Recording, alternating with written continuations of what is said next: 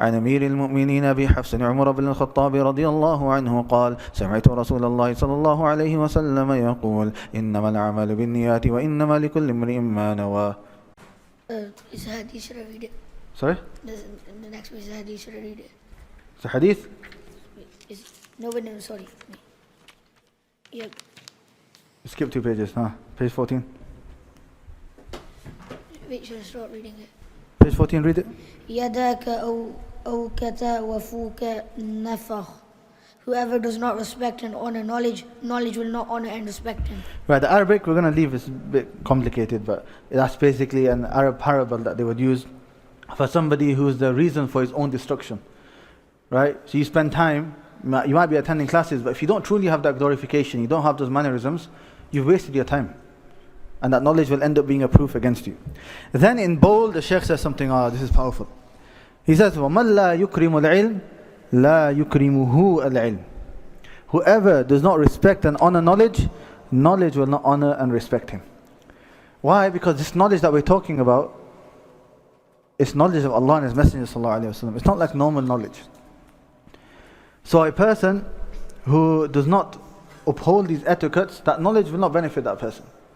That knowledge won't go to that person. And we talk about knowledge, by the way, right? All of this, as you probably gathered, I'm not talking about knowledge where somebody can just talk, for the sake of it and you can argue. I'm talking about actual proper knowledge where you become, inshallah, become scholars in the future, where you can actually quote hadith, understand it, grade hadith, and understand the religion properly.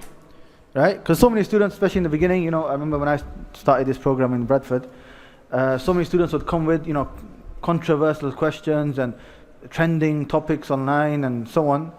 And then when you ask them simple questions, right, what are the pillars of salah? Don't have a clue. What are the conditions of cleaning yourself when you go to the bathroom using a tissue or so on? You can't clean yourself in the bathroom. What are you speaking about this for? And alhamdulillah, slowly, those students that were wasting their time and they weren't serious and just following trends, they stopped coming. But the ones who are serious, they remain. And the ones who end up benefiting themselves and benefiting the communities are the ones that remain. All of this, following what's trending online and what this person did in Speaker's Corner and what this guy said online, all of that, this is all, from the traps of shaitan. Most of it. Sometimes it can be beneficial, but most of it. Right? A person becomes busy with this stuff, but he doesn't know the basics. He can't recite Surah Fatiha, he can't recite the Quran. And you tell him, you're shouting Quran and Sunnah, why can't you recite the Quran? And then he comes with excuses, which the statement might be correct, but it's used incorrectly. What's important is Aqeedah, at least my Aqeedah is fine. Yeah, but have some sharam, you can't, a 6-year-old kid can recite Surah Fatiha, why can't you? You want to follow the Salaf, the Imams of the Salaf, what Imams in Qira'at? Right, look at them, look at Abu Amr al-Basri from the Imams of Ahl Sunnah. He's from the Imams of Qira'at. Right? Look at even Hafs and Asim and all of these, they narrated hadith. Right? So the knowledge that I'm talking about here is actual true knowledge. If I ask you a question, you're not going to just give me wishy-washy answers. You're going to give me actual, right? The hadith is this, the reference is this, the meaning is this, the classical scholars explain it like this, and the application is like this, and you can give me all the principles properly. If you just want like an Imam booster or something, then this is not the class for that. Okay? The general Iman boosters and so on, they're like paracetamol. Right? You might have heard this example before. Where temporarily gives you a bit of an Iman booster or something, makes you a bit happy, takes that pain away. But then after an hour or two, you've forgotten what's been said and you've gone back to your normal life. But what actually not only benefits a person but changes societies is al-ilm al-nafi', beneficial knowledge. And you can see a difference. A person who's gone out to study, memorized Quran, memorized hadith, he's understood, and he comes back, right? What does he do? He benefits the people, teaches the people, gives da'wah to the people. And then he'll find somebody who might have done the exact same in terms of time, 6 years, 7 years, but he spent his time online and doing all of this other stuff. You look at the difference between the two, it's like the night and day. Sometimes the one is not even practicing anymore, the one who just took to this online stuff. And if he is still practicing, he's in the exact same place. He's not benefited in terms of his actual knowledge. He's not learned any more hadith than he did all those years ago and so on. So here, وَمَنْ لَا يُكْرِمُ الْعِلْمَ لَا يُكْرِمُهُ الْعِلْمِ.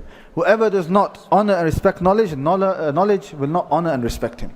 So you have to be serious in these types of lessons. You have to be serious with that knowledge if you truly want to learn about al-Islam.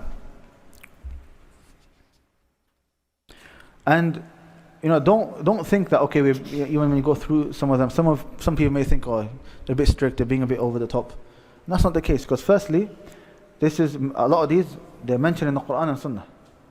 And secondly, if not in the Quran and Sunnah, then it's taken from the Salaf. Right? So I'm not going to come to you who can't recite Surah Fatiha properly and say, oh yeah, I think it's a bit strict, and leave off someone like Imam Ahmad who memorized 1,000,000 hadith, who after 1200 years his name is still being mentioned and people are still benefiting from him. Right? Now obviously with social media and everything, it's easy for every person to talk. Back in the day, the ulama will put you in your place if you spoke.